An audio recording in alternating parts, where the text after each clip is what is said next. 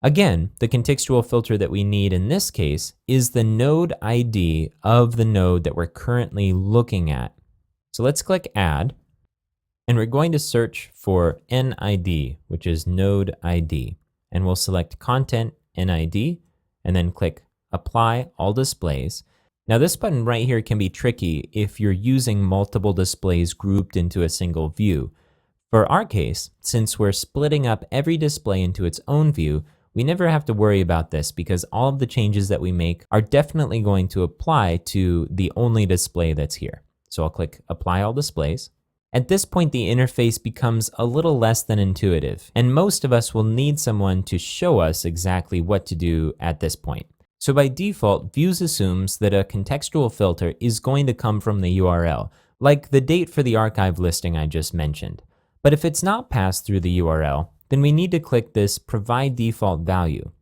And doing so, once we click it, will give us some additional options here.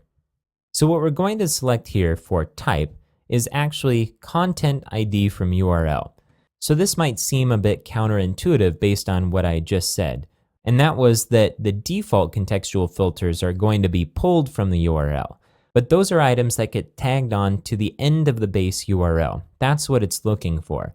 But if there's something in the base URL that we need to pull out, for example, the ID of the piece of content or the user ID, then we need to set this here because we're actually looking at the base URL rather than the added on arguments to the end of it.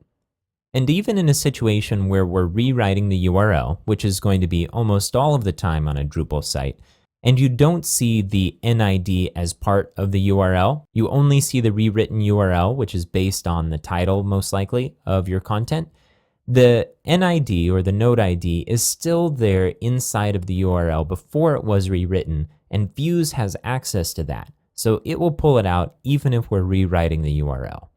We're going to go ahead and skip this skip default argument for view URL at this point.